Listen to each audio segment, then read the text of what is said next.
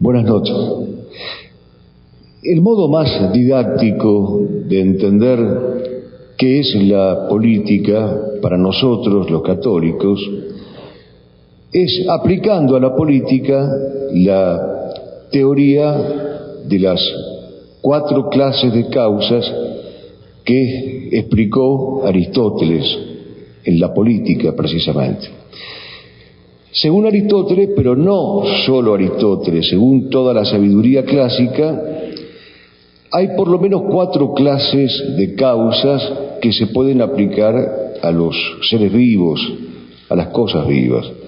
Hay una causa eficiente, que es aquello que produce algo, incluso algo inmaterial, como puede ser una mesa. Hay una causa eficiente. Se la llama así porque es la que evita la deficiencia, es decir, la que hace posible la existencia de algo o de alguien. Hay una causa material que es aquello de lo que está constituido el objeto o el ser vivo del que se habla. Es la materia propiamente dicha. Hay una causa formal que es sinónimo de identidad o de sustancia o de esencia, que es aquello que hace que una cosa sea esa y no otra distinta.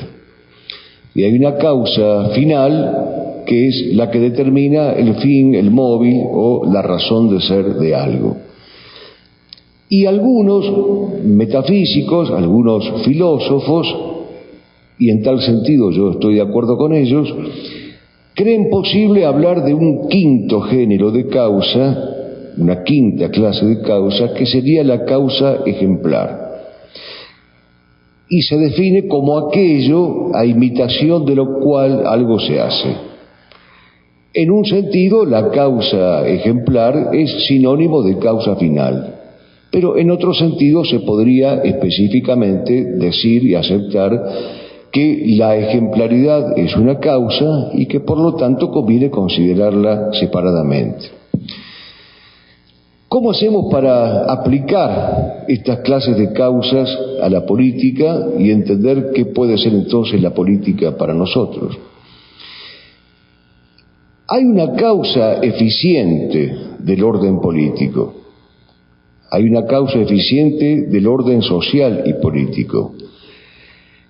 Y esa causa eficiente del orden social y político, a su vez, se puede subdividir para entenderla mejor. Podríamos decir que hay una causa eficiente sobrenatural que es Dios. Ya que Dios es el creador de todas las cosas, Dios es el autor de la naturaleza, Dios es el autor de las sociedades, luego no se puede prescindir de Dios o obviar a Dios a la hora de señalar la causa eficiente del orden político. Y aquí tenemos la primera reflexión sobre la cual detenernos, siquiera brevísimamente. No es lo mismo concebir la política teniendo en cuenta que Dios es la causa eficiente, sobrenatural del orden social y político, que omitir a Dios, como se lo omite en nuestros días, como causa eficiente, sobrenatural del orden social y político. Pero Dios sería la causa eficiente sobrenatural. Hay una causa eficiente natural que por lo general se ponen de acuerdo en esto los filósofos en reconocer que es la autoridad. Es decir, sin la autoridad, sin la presencia de la autoridad, no puede haber eficiencia político-social o social y política. Porque el mismo Aristóteles enseña que en todo ser orgánico compuesto de partes es necesario, es imprescindible que una de las partes haga de cabeza para que unifique a los miembros y para que permita que los miembros funcionen armónicamente, mancomunadamente. Entonces se podría decir que hay una causa eficiente, natural, que es la autoridad. Los hombres, en condiciones normales, reclaman vivir bajo la imposición de una autoridad recta, ordenada y virtuosa. En condiciones normales, los hombres tienen una exigencia y un reclamo de autoridad. Y aquí también cabe hacer una breve reflexión. Así como decíamos antes que no es lo mismo concebir la política partiendo del supuesto de que Dios es la causa eficiente sobrenatural, ahora decimos que tampoco es lo mismo concebir el orden social y político diciendo que la autoridad es la causa eficiente natural, que proponiendo de la autoridad por la anarquía o por el caos, que es el otro drama que estamos viviendo nosotros en este momento. Se concibe un orden social y político sin la causa eficiente sobrenatural, que es Dios, y se quiere concebir un orden social y político sin la causa eficiente natural, que es la autoridad. ¿Sí? Vivimos bajo el imperio del caos y bajo el imperio de la anarquía, y deliberadamente los hombres se proponen la anarquía y el caos como meta. Pero también se podría decir que hay una causa eficiente histórica. La causa eficiente histórica es aquella que ha generado, ha gestado históricamente a una sociedad determinada. En el caso de nuestros pueblos hispanoamericanos, en el caso de nuestras patrias comunes de Hispanoamérica, podríamos decir con propiedad que la causa eficiente histórica de estas sociedades está en la hispanidad. La hispanidad hace las veces de matriz y de madre, como se la solía llamar y se la debería seguir llamando, de todas estas naciones nuestras que están hermanadas precisamente porque tenemos una misma madre. Entonces, hay una causa eficiente sobrenatural que es Dios. Hay una causa eficiente natural que es la autoridad.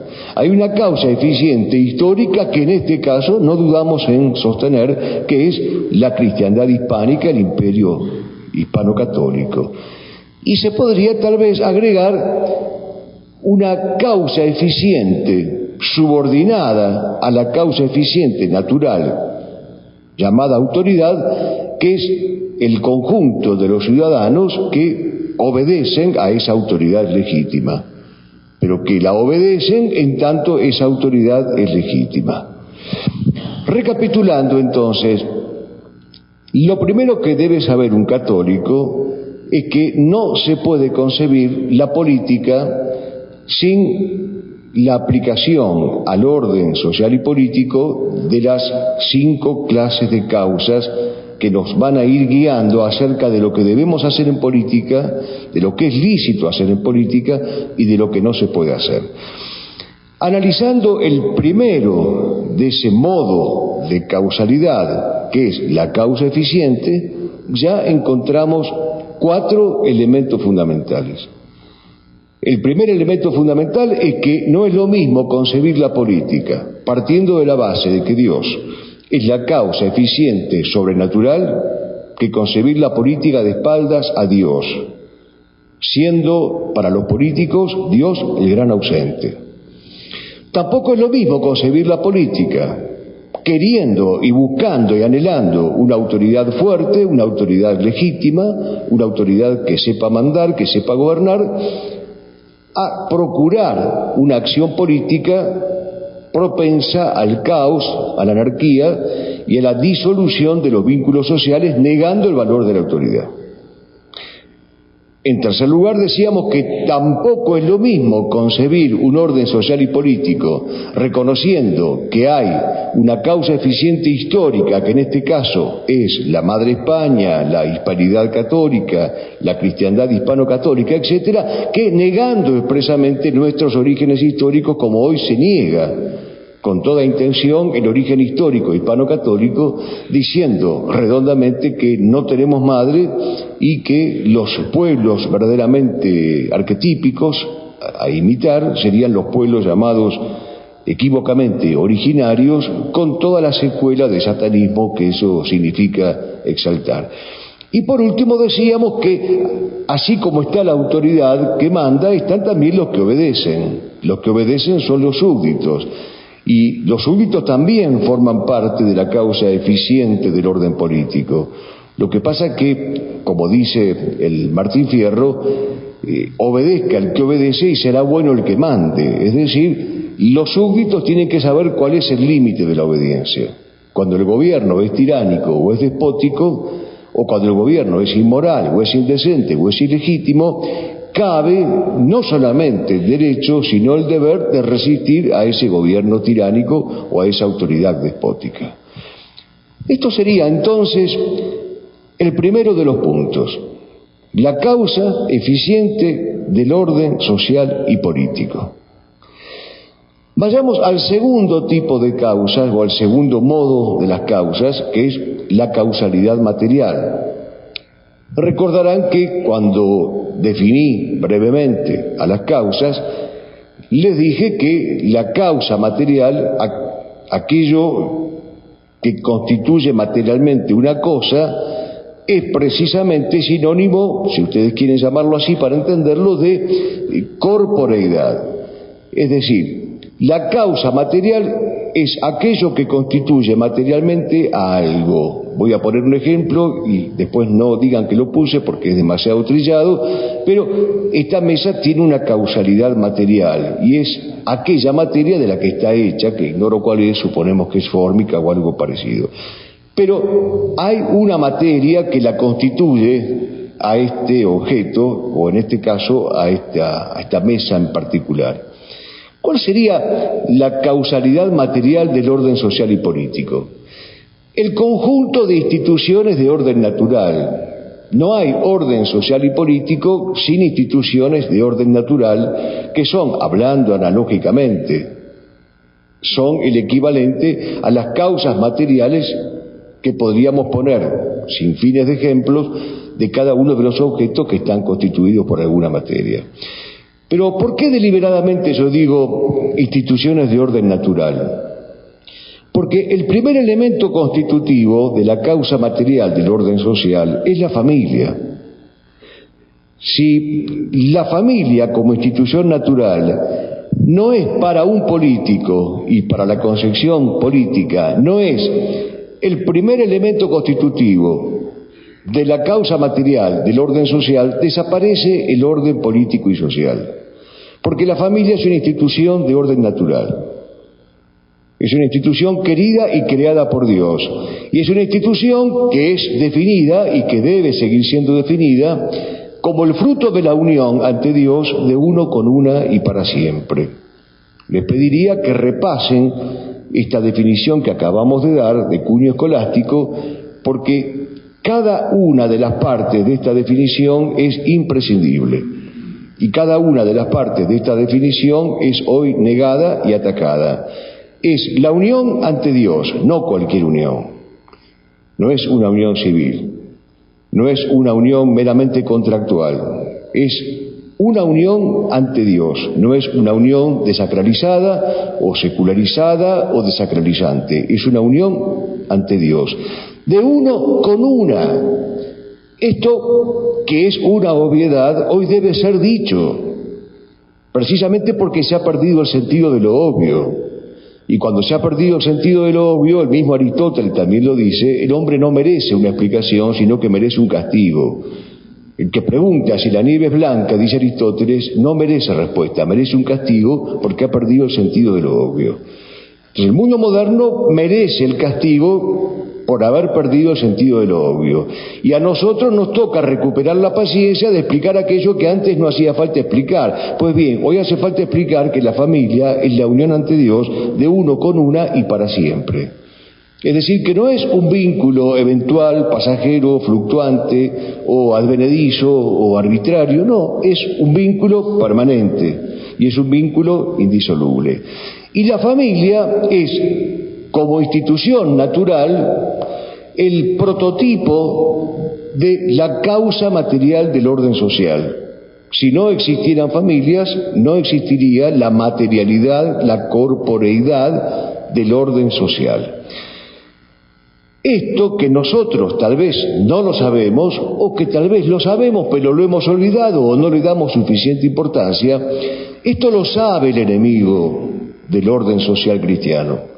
Y por eso ha puesto todas sus armas dispuestas a atacar a la institución familiar.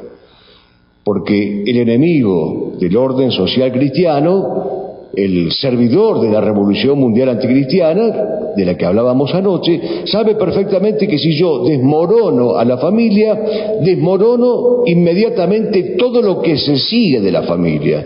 Y lo que se sigue de la familia es, como dice Rafael Gambra, un entramado de instituciones de orden natural que se derivan de ella.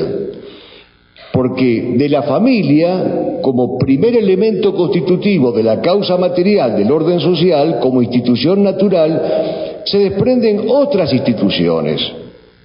Yo podría decir que sin familia no hay aldeas, no hay comarcas, no hay regiones, no hay provincias, no hay cofradías, no hay corporaciones, no hay sindicatos, no hay vida sindical o vida corporativa. Y hasta incluso no hay parroquias porque las parroquias en condiciones normales son aglomeraciones de familias creyentes, de familias católicas que asisten mancomunadamente a ese sitio bajo la presidencia, bajo el presidio de un sacerdote. Entonces, la familia como institución natural es el primer elemento constitutivo de la causa material del orden social y el conjunto de instituciones naturales que se desprende de la familia.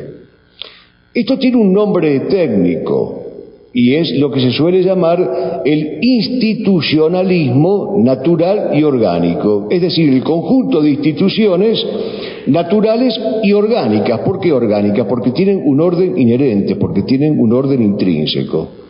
Así como recién decíamos que la familia es el fruto de la unión ante Dios de uno con una y para siempre, pues allí está esa condición de institución natural y orgánica que tiene la familia.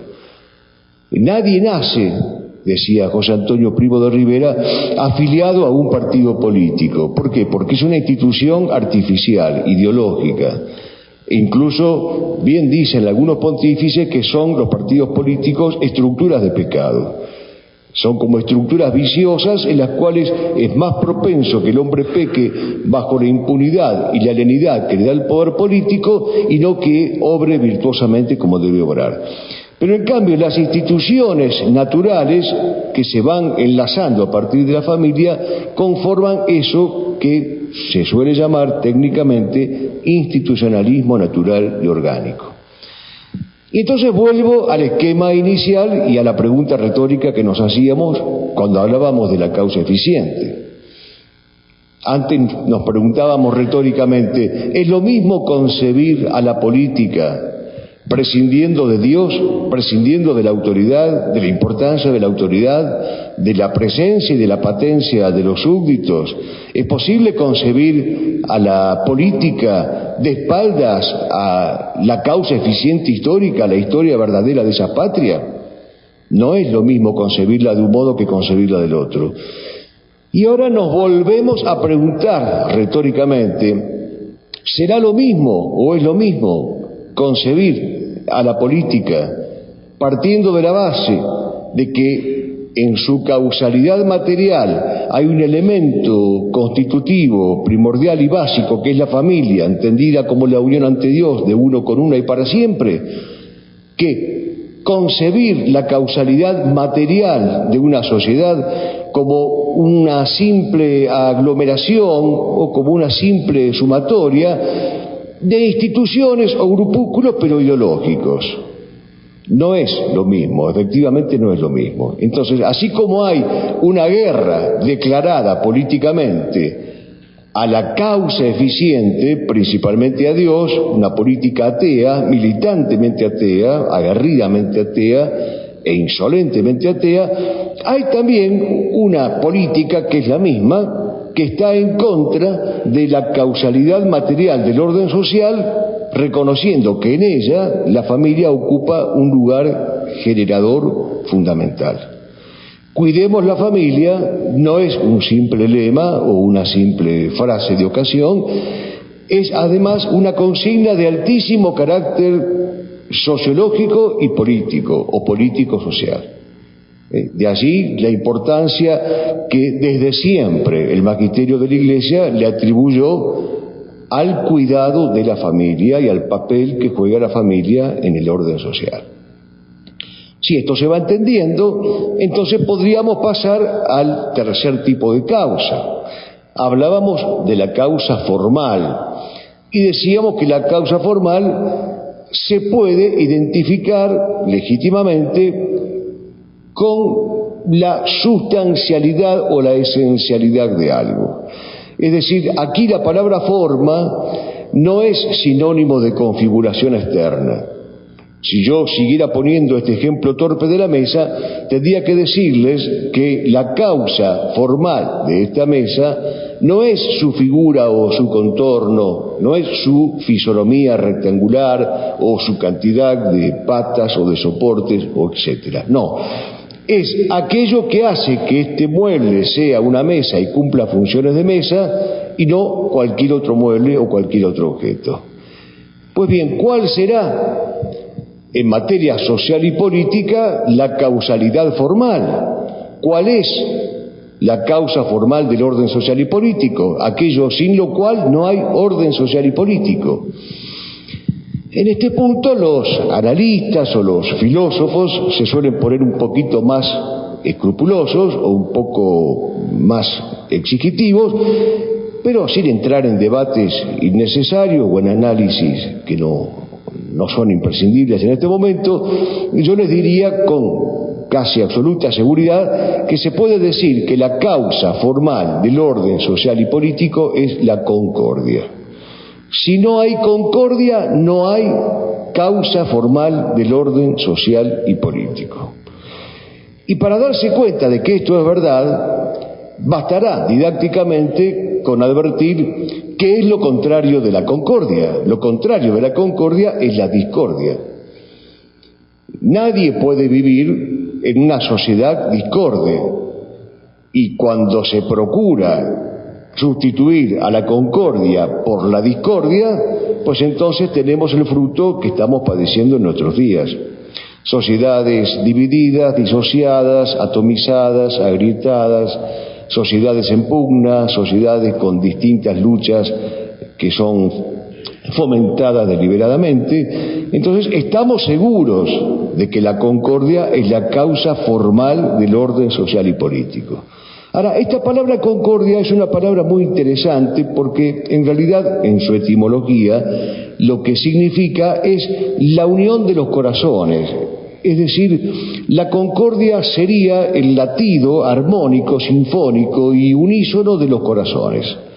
Hay concordia entre dos personas cuando esas personas sienten que sus corazones laten al unísono.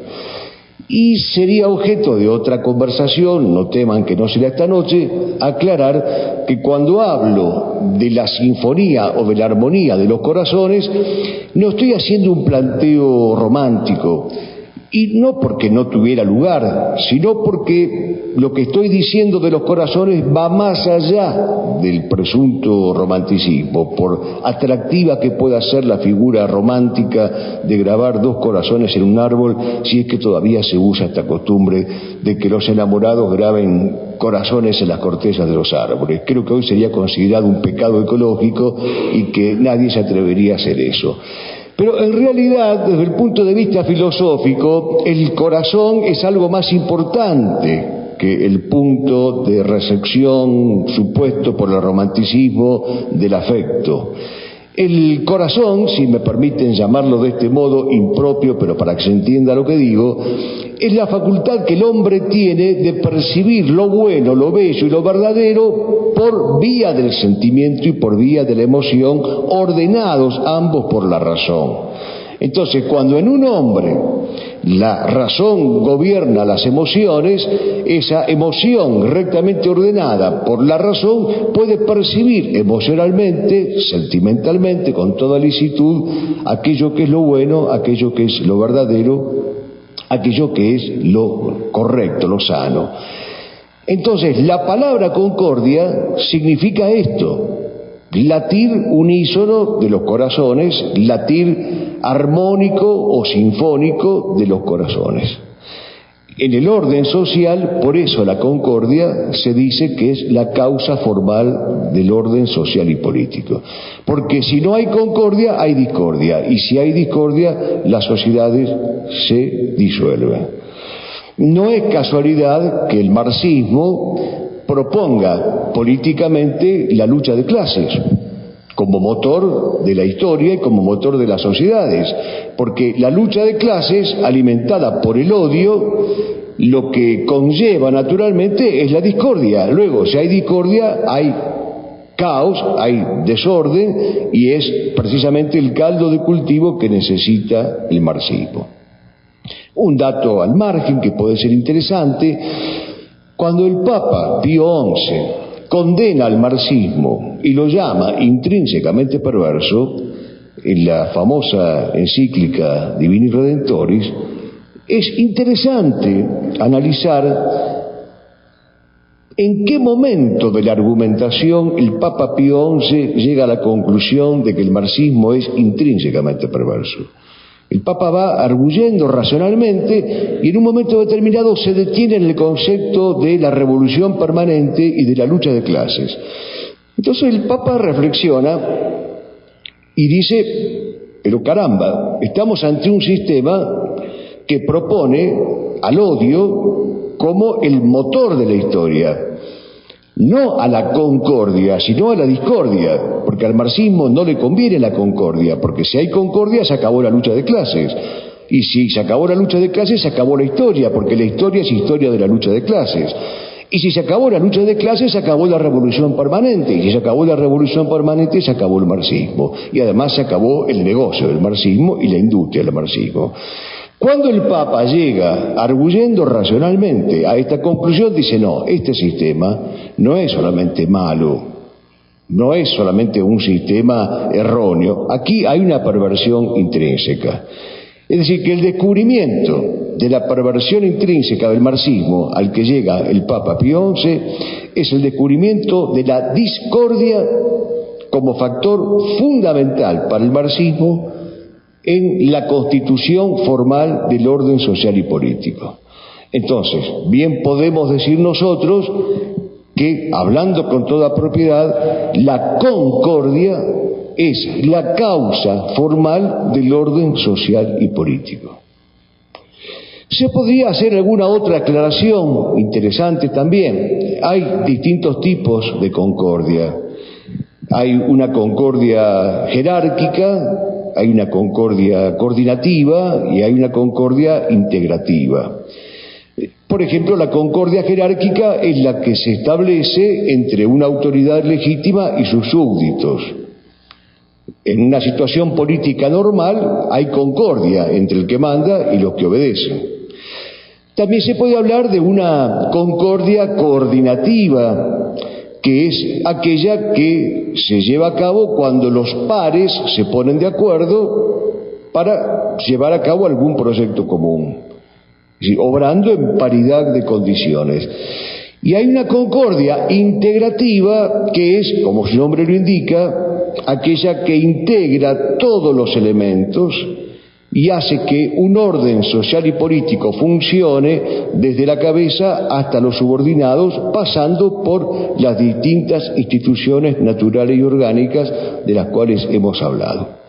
Entonces, la concordia es la causa formal del orden social y político. Si esto se ha entendido, entonces pasemos a la cuarta clase de causa, o al cuarto tipo de causa. Hemos hablado de la causa eficiente, recuerdan, de la causa material, de la causa formal. Y el cuarto tipo de causa, que es muy importante, es la causa final. La causa final del orden social y político, sin ninguna duda, es el bien común completo. Y aquí también quiero detenerme brevemente para explicar esto. Se equivocan aquellos que creen que la causa final de la política es la conquista del poder, o la toma del poder, o el asalto del poder.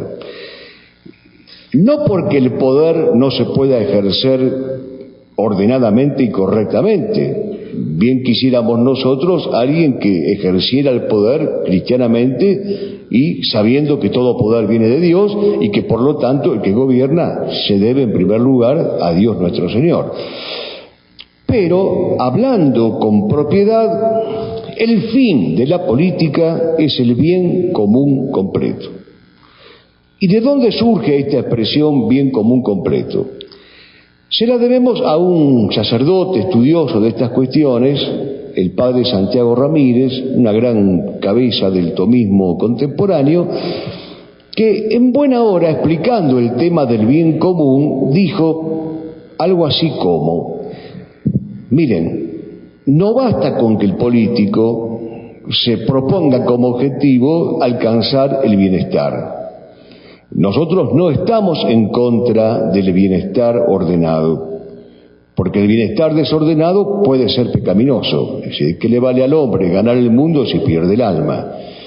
Si tu mano derecha te escandaliza, arráncatela. Es preferible irse al cielo con una mano menos y no al infierno con las dos manos.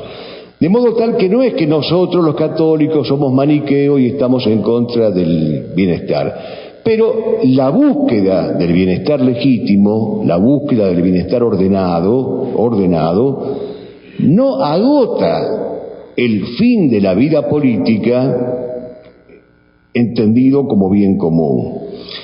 Dice el padre Santiago Ramírez: es necesario que el bienestar esté ordenado a la virtud, porque si el bienestar no está ordenado a la virtud, esa acumulación de objetos que me dan bienestar y me dan satisfacción material, me pueden convertir en un peligroso sujeto pecador, pecaminoso, y en un factor de contagio del pecado y del vicio.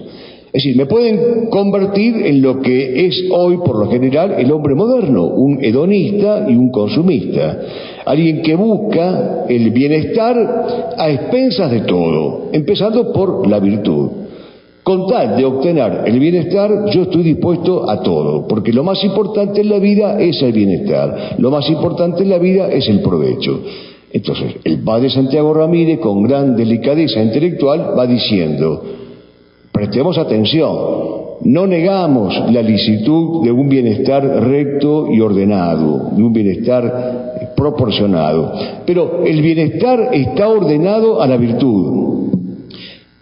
Y un bienestar sin virtud es pecaminoso. La obtención de un bienestar, pero sin la vida virtuosa que regule ese bienestar, conduce al hombre a graves pecados.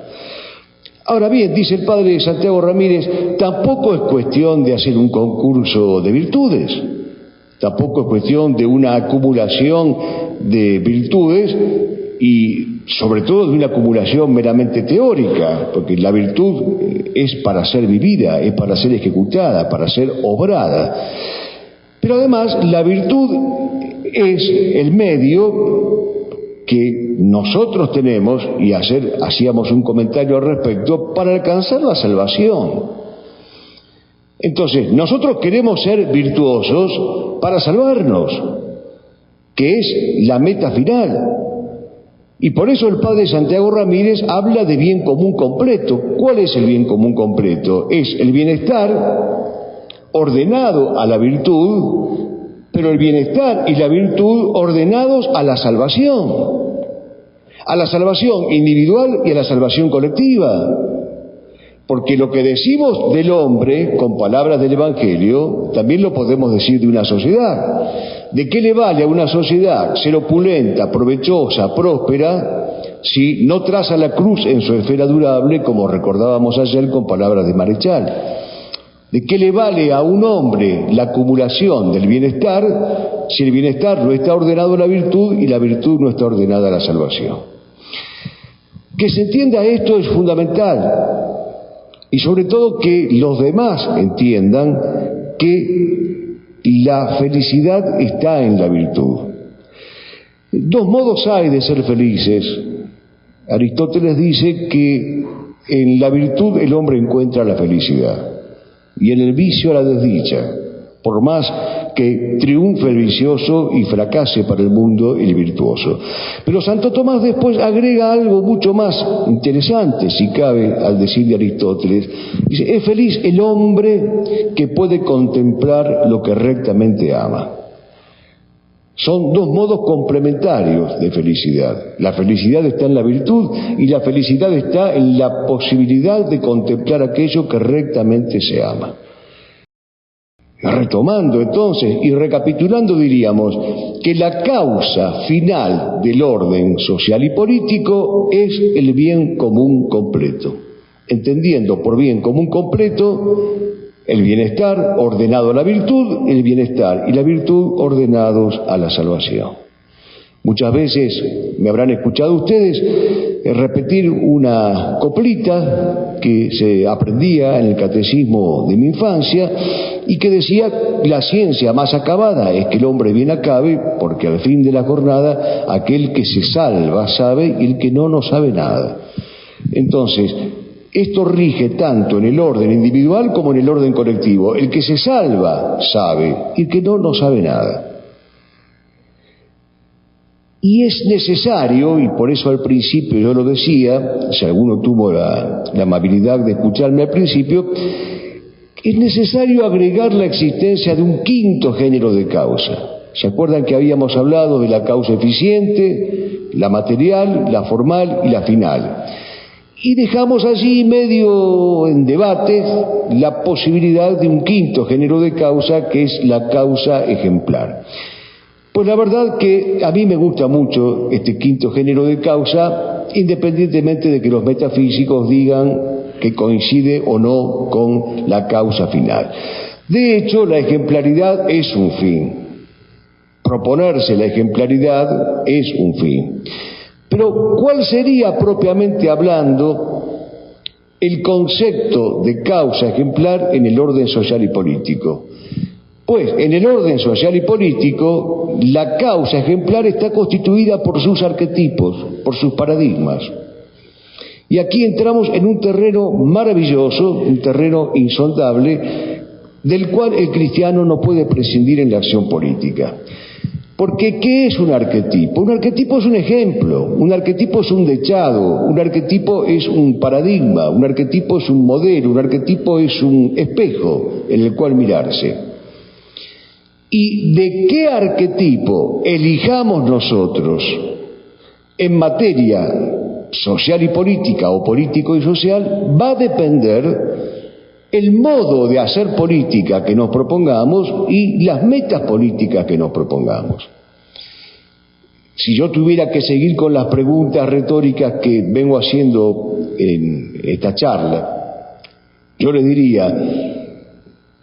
Nos preguntábamos retóricamente al principio, ¿es lo mismo una sociedad que parta de la base del presupuesto de que Dios es su causa eficiente principal que una sociedad que afirme rotundamente que Dios no existe? Bueno, no es lo mismo. Y no voy a repetir el cúmulo de preguntas retóricas, pero voy a llegar a donde quiero llegar. ¿Es lo mismo una sociedad que tenga a que no tenga arquetipos? Porque puede darse el caso, y estamos viviendo ese caso, de una sociedad anómica. Anómica significa que no tiene normas. Es decir, una sociedad en la cual el hombre es un Dios para el hombre y cada cual es su diosecillo privado y personal. Podría darse el caso. Yo recuerdo que hacia 1978... yo trabajaba en el CONICET y el instituto en el que yo estaba trabajando, en el cual yo estaba adscrito, recibió un encargo de una institución militar de hacer un sondeo o una encuesta acerca de cuáles eran los arquetipos prevalentes en la sociedad argentina del año 1978. Hicimos la encuesta, hicimos el sondeo, no es mi especialidad, supuesto que yo tenga alguna, que no la tengo, pero no tuve más remedio que cooperar porque era miembro de ese instituto. Y el resultado fue atroz. El 72% de la población encuestada en 1978. Y qué bueno que eran los malos.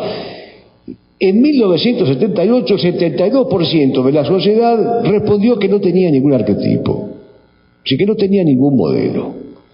Bueno, así nos fue y así nos sigue yendo.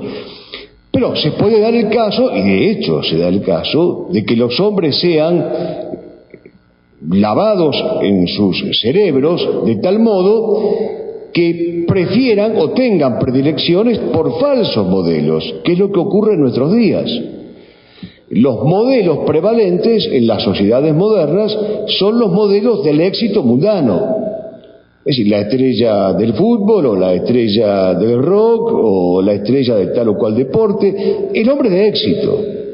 Y el hombre de éxito inmediato, el éxito lucrativo, el éxito crematístico, que viene acompañado de la fama, que viene acompañado del poder y de la impunidad que da la fama y el poder. Porque estos personajes llamados genéricamente ricos y famosos hacen lo que quieren en contra del orden natural y en contra del orden sobrenatural y la gente lo sigue aplaudiendo. Allí en Argentina tenemos varios casos tristes y penosos. El caso de Maradona es un caso patético, perdón que cite a los clásicos en esta charla, pero es realmente imposible de prescindir de este sujeto anómalo, amoral, absolutamente, unánimemente corrupto y corruptor, al cual la gente le perdona absolutamente todo, porque el razonamiento de la gente es: ¿cómo vamos a estar en contra de este sujeto con las alegrías que nos dio? Las alegrías que les habría dado al pueblo argentino este sujeto son alegrías de índole hedonística, es decir, de índole futbolística en el mejor de los casos. Todo eso empalidece cualquier consideración moral que se haga sobre este sujeto. La sociedad, entonces, vive entre la anomia y los falsos arquetipos. Ustedes me dirán, no ponga ejemplos de Argentina, ponga ejemplos de México. No, yo no voy a poner ejemplos de México porque me obliga la ley de la cortesía a no hacerlo, pero además porque no tengo el conocimiento que tengo de mi querida patria, querida y desangelada patria. Pero lo que sí digo es lo siguiente: la causa ejemplar del orden social y político es el conjunto de sus arquetipos. De allí la importancia de la enseñanza de la historia y de allí la importancia de la enseñanza de la catequesis en toda acción política, porque si bien son muchas las disciplinas a través de las cuales se pueden presentar modelos y se presentan modelos, hay disciplinas que pueden presentar modelos y que hacerlo les viene como anillo al dedo. En la enseñanza de la historia, la presencia de los modelos es algo connatural a la enseñanza de la historia. En la enseñanza de la historia sagrada, la presencia fulgurante de los modelos es algo que también encaja perfectamente. Entonces, no puede haber tampoco orden social y político si no hay verdaderos arquetipos. Recuerdo aquí ese libro clásico de Max Scheler, que es un filósofo heterodoxo, pero que en esto no se ha equivocado demasiado. Max Scheler dice que es importante que el alma humana entre en contacto con el santo, con el héroe, con el genio, con el poeta, con el profeta, con el místico, con el sabio, con el asceta, con el sacrificado. Es decir, son todas categorías arquetípicas dignas de ser emuladas. No subestimemos el valor que tiene la imitación en la vida del hombre y en la formación del hombre. En el niño, por ejemplo, hay un claro instinto de veneración por los adultos. En condiciones normales, todo niño imita a sus padres y ve en sus padres dechados de conducta. No los desilusionemos, no los desengañemos, no los defraudemos. Es más, tratemos de ser coherentes y de vivir de tal modo que ellos puedan decir de nosotros que no les hemos fallado en materia de ejemplaridad. Y algo más con lo cual quiero cerrar esta cuestión de la ejemplaridad. Ayer hablábamos, tal vez alguno lo recuerde, de la importancia de valorar las cosas invisibles. ¿Se acuerdan que yo mencionaba el Concilio de Nicea y decía que Dios es el autor de todo lo visible y lo invisible, pero que hoy lamentablemente rige el despotismo de lo visible? Lo invisible es como si no existiera. Aquello que no se ve no existe, como Dios no se ve, la Virgen Santísima no se ve, los ángeles no se ven, las almas no se ven, entonces no existen. Bueno, hoy les digo, en consonancia con lo que le decía ayer, que los frutos de las causas ejemplares no son visibles de manera inmediata. A veces no los vemos en vida, porque las causas ejemplares no son como las causas mecánicas.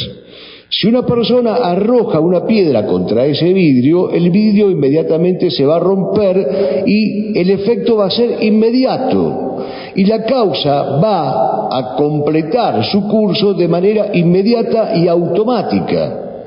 Pero con las causas ejemplares no pasa lo mismo. Las causas ejemplares producen efecto, pero a largo plazo, a largo alcance. Y en la mayoría de los casos, los efectos que producen las causas ejemplares son prima facie, en principio, invisibles.